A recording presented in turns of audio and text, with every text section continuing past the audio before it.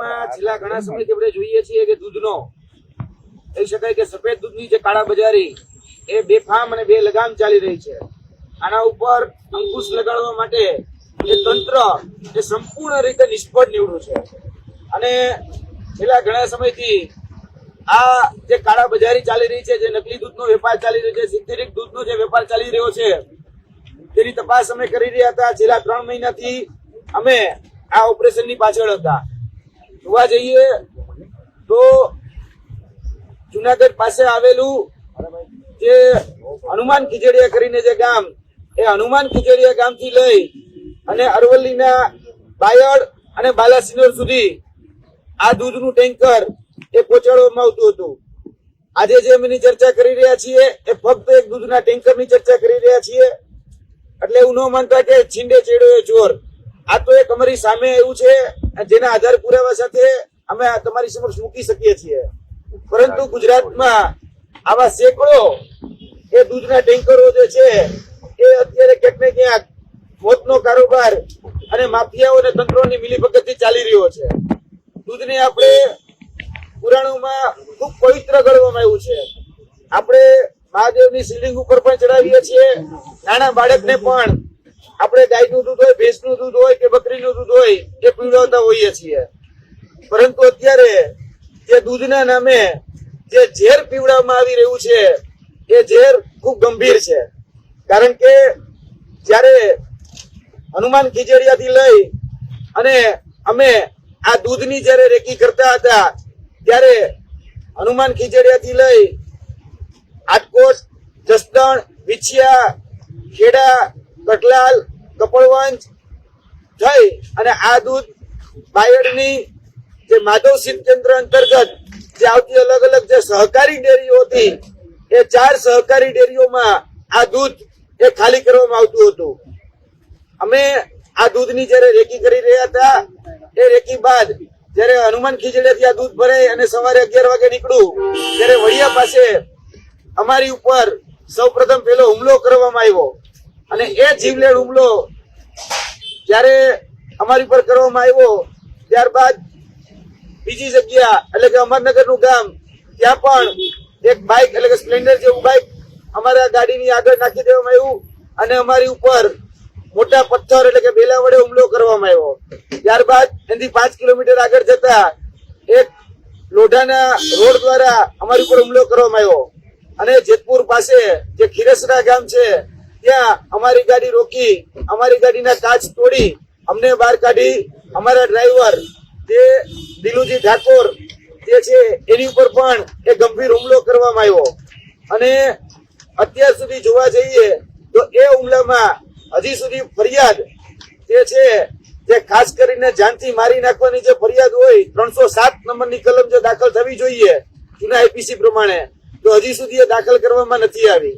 એટલે તંત્ર જે છે એ દૂધને તો છાવરે જ છે, પરંતુ એવું કહેવામાં આવતું હતું કે કોઈ ચમરબંધીને છોડવામાં નહીં આવે, પરંતુ ચમરબંધીને અમે પકડીને સામે લાવીએ છીએ તો 323-24 જેવી કલમ લગાડી અને ચમરબંધીને છોડવામાં આવે છે અને દૂધનો જે બેફામ વેપલો કરે છે એને પણ છોડવામાં આવે છે. અમારી પાસે આ જે દૂધનો જે વેપાર કરતા હતા એની જયારે બાતમી મળી ત્યારબાદ અમે FSSI જે છે એટલે કે ફૂડ્સ એન્ડ ડ્રગ્સની જે ડિપાર્ટમેન્ટ જે છે એના અધિકારીને ત્યાં બોલાવેલા, મામલતદારને જાણ કરેલી, પોલીસને જાણ કરેલી અને જે દૂધ છે એ કબજે લેવડાવવામાં આવેલું. અને દૂધ જયારે કબજે લેવડાવી અને દૂધની અંદર કઈ કઈ પ્રકારનું શું મિશ્રણ, ક્યાં ક્યાં તત્વો મિશ્રણ કરવામાં આવ્યા છે એ બાબત FSSI દ્વારા તપાસવામાં આવી. તો આ સરકારી રિપોર્ટ છે, તમે જોઈ શકો છો કે આની અંદર એ સોયા, કોકોનટ અને પામ તેલ, પામ અને બીફ તેલો એટલે કે ગાયનું માંસ, ત્યારબાદ લાડ LARD એટલે કે પીગની ચરબી અને એનું તેલ, આ વસ્તુઓ એ ઉમેરવામાં આવી છે. આપણે દૂધને બહુ પવિત્ર માનીએ છીએ, ભગવાનને ચડે છે, બાળકોને આપીએ છીએ. તમે વિચારો આ માંસાહાર જે તત્વો છે એ તત્વોમાંથી તેલનો ઉપયોગ એ દૂધને ઘટ બનાવવા માટે કરવામાં આવતો હતો. હવે જોવા જઈએ તો ફક્ત આ એક મોડસ ઓપરેન્ડી નથી, અમારી સામે ઘણી બધી મોડસ ઓપરેન્ડીઓ છે એ સામે આવેલી છે. દૂધની અંદર યુરિયા નાખવામાં આવે છે, દૂધની અંદર એ ડિટર્જન્ટ નાખવામાં આવે છે, દૂધની અંદર અલગ અલગ પ્રકારના તેલ એ ઉમેરવામાં આવે છે, જેથી કરીને એ ફેબ્રિકેટેડ ફેટ એ ઉમેરી શકાય. રાજસ્થાનના સાચોર ખાતેથી ₹12 લીટર એ દૂધ ખરીદવામાં આવે છે અને ₹12 લીટર દૂધ ખરીદી અને એની અંદર આ ફેટ એટલે કે ચરબી યુક્ત જે પણ પદાર્થો છે એ ચરબી યુક્ત પદાર્થો ઉભા કરી એટલે કે ફેબ્રિકેટેડ ફેટ ઉભા કરી અને આ દૂધ છે એ માર્કેટની અંદર વેચવામાં આવે છે. જોવા જઈએ તો આ જે દૂધ છે એ દૂધ સંપૂર્ણ રીતે જીવલેણ છે, સંપૂર્ણ રીતે હાનિકારક છે અને આવી ઘણી બધી મોડસ ઓપરેન્ડીઓ છે જેની આગળના દિવસોમાં અમે ચર્ચા કરીશું. આજથી થોડા દિવસ પહેલા, લગભગ 10 થી 12 દિવસ પહેલા રાજસ્થાન એસઓજી દ્વારા રાજસ્થાનની અંદર 80,000 લીટર દૂધ એ ફેબ્રિકેટેડ દૂધ એટલે કે કેમિકલ યુક્ત દૂધ પકડવામાં આવ્યું હતું.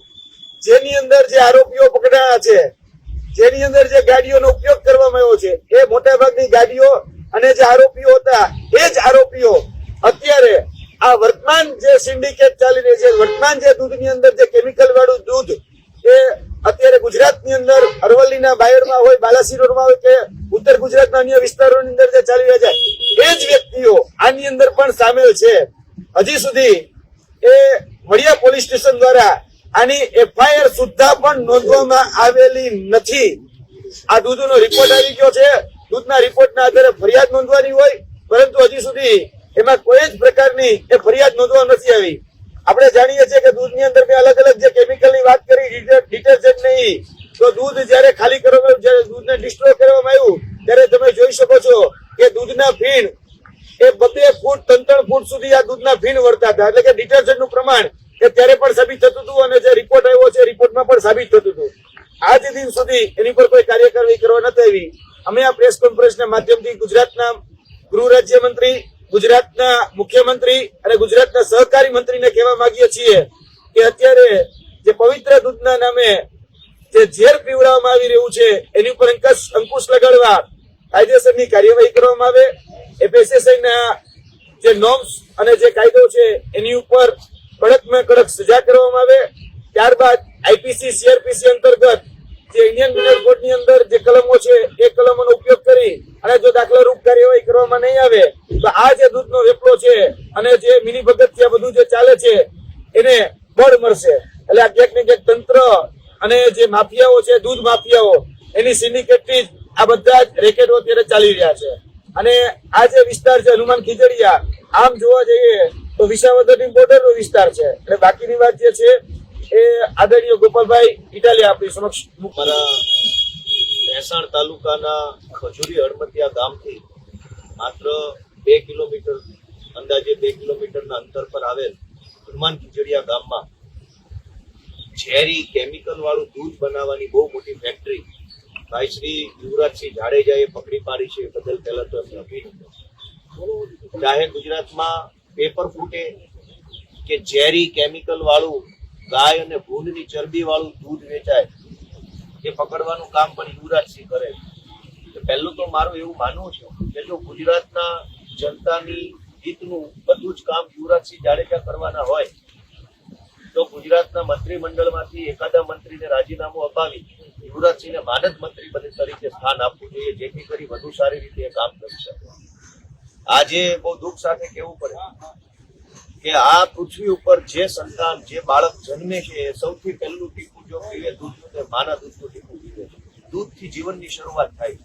દુનિયાના તમામ માણસે જન્મતા વેત જ પહેલા દૂધ પીવે છે. દૂધની પવિત્રતા, માણસના જીવન સાથે દૂધનો સંબંધ એ અલગ લેવલનો. એ દૂધમાં કોઈ ગાયની ચરબી મિલાવે, ભૂંડની ચરબી મિલાવે, યુરિયા ખાતર મિલાવે અને એવું દૂધ ગુજરાતમાં બને, એવું દૂધ અમરેલીમાં બને, વિસાવદર આસપાસના પંથકમાં બને, એવું દૂધ ઉત્તર ગુજરાતમાં બને, એ દૂધ ગુજરાતની સહકારી ડેરીઓમાં જાય, ડેરીઓના માધ્યમથી બ્રાન્ડેડ કંપનીઓના પેકિંગ થઈ અને મારા તમારા ઘરમાં એવું ગાયની ડુક્કરની ચરબી વાળું યુરિયા ખાતરથી બનેલું દૂધ આવે. એ દૂધ આપણા નાના બાળકો પીવે, સગર્ભા બહેનો પીવે, કોઈ બીમાર વડીલો પીવે, કોઈ અશક્ત વડીલો પીવે અને એ માણસના પેટમાં ગાયની ભૂંડની ચરબી વાળું યુરિયા ખાતર વાળું દૂધ જાય, એ કેવડો મોટો ગુનો છે.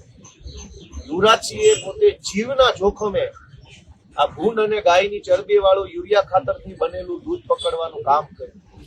સરકારે એમને શાબાશી આપવી જોઈએ, સન્માનિત કરવા જોઈએ, વિધાનસભાના બજેટ સત્રમાં બોલાવી એમનું સન્માન કરવું જોઈએ. મુખ્યમંત્રી અને કેબિનેટ મંત્રીના હાથે આવું સારું કામ કરવા બદલે એના બદલે સરકાર બેશરમ છે, એફઆઈઆર લખવા તૈયાર નથી. આ વિષય યુવરાજસિંહનો પોતાનો નથી, કોઈ પાર્ટીનો વિષય નથી. ગુજરાતમાં ભૂંડની અને ગાયની ચરબીમાંથી બનેલું દૂધ વેચાય. પહેલા તો એવું દૂધ કોઈ બનાવીને પછી ટેન્કરોના ટેન્કરો 10,000 લીટરનું ટેન્કર ભરીને સહકારી ડેરીમાં એ દૂધ જમા કરાવી જાય અને સરકાર જોયા કરે છે. આ દૂધનો, સફેદ દૂધનો કાળો કારોબાર રોકવાની જવાબદારી તો સરકારની છે. પણ બહુ દુઃખ થાય છે અને બધા આખા ગુજરાતની જનતાને હું તો વિનંતી કરું છું કે આપણે જાગવું પડશે. સરકારે આપણને મરવા માટે છોડી દીધા. કોના ઘરમાં યુરિયા ખાતર અને ભૂંડની ચરબીથી બનેલું દૂધ આવતું છે કેમ ખબર પડે? અને આ ચિંતામાં હું પોતે વર્ષોથી બજારમાંથી ખરીદેલું દૂધ પીતો નથી. ક્યાંક કોકના ઘરે મહેમાન થાવ ને એમના ઘરે ગાય ભેંસ હોય ને મળે તો પીવાનું, બાકી બજારમાંથી એક પણ દૂધની થેલી લઈને હું નથી પીતો. કેમ કે મને ખ્યાલ છે કે અનેક ડેરીઓની અંદર આ ધંધા ચાલે છે. તમે જુઓ કે ગુજરાતમાં છેલ્લે જ્યારે પશુ વસ્તી ગણતરી થયેલ, ભારત સરકાર પશુ વસ્તી ગણતરી કરે છે એના ચોક્કસ સમયે, ભારત સરકારના ચોપડે નોંધાયેલા જેટલા પશુઓ છે એના કરતા 4 ગણું દૂધ ઉત્પાદન ગુજરાતમાં છે. એવું કેવી રીતે બને કે ગામમાં 2 ભેંસો હોય, 4 ગાયો હોય અને 5,000 લીટર દૂધ ઉત્પન્ન થઈ જાય? કુલ પશુઓની સંખ્યા કરતા 4 ગણું વધુ દૂધ ગુજરાતની અલગ અલગ ડેરીઓના માધ્યમથી આપણા પેટમાં જઈ રહ્યું છે. આ દૂધ કેમિકલ વાળું, યુરિયા ખાતર વાળું, LARD લાડ એટલે કે ભૂંડની ચરબી વાળું છે, બીફ એટલે કે ગાયની ચરબી વાળું દૂધ છે. આવું ઝેરી, નકલી, માંસાહારી પદાર્થો નાખેલું દૂધ આપણને પીવડાવવામાં આવે છે અને એમાં અનેક નેતાઓ હપ્તા લઈ. યુવરાજસિંહ આ સ્ટિંગ ઓપરેશન ઉપર લાગેલા છે. હું એમને ખૂબ પહેલા તો અભિનંદન આપું છું કે એને જીવની પરવા નથી કરી. યુવરાજસિંહ કોઈ મંત્રી નથી, સંત્રી નથી, ધારાસભ્ય નથી, કશું જ નથી. છતાં એમને ચિંતા થઈ, એમને પોતાનો જીવ જોખમમાં મૂકીને આ દૂધનો કારોબાર ખુલ્લો પાડ્યો છે અને છતાંય આજે એમની એફઆઈઆર નથી લેવામાં આવી. એ બહુ દુર્ભાગ્યપૂર્ણ છે. આ દૂધ બાબતે અમે પણ સરકારમાં રજૂઆત કરવાની કોશિશ કરશું અને યુવરાજસિંહને જ્યાં કાંઈ પણ જરૂર હોય, મારી અથવા આપણી પાર્ટી, એમાં પૂરા તન મન ધનથી યુવરાજસિંહને ટેકો આપીએ છીએ. અને કોઈ પણ સંજોગોમાં ભૂંડ અને ગાયની ચરબીથી બનતું યુરિયા ખાતર મિશ્રિત દૂધ ગુજરાતમાં બંધ થાય એના માટે અમે લડશું.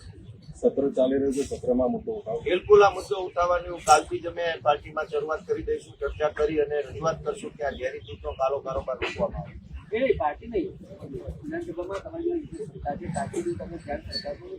બિલકુલ ઓફિશિયલી કોઈ કાર્યવાહી તમારા તરફથી કાલથી જ કરશું.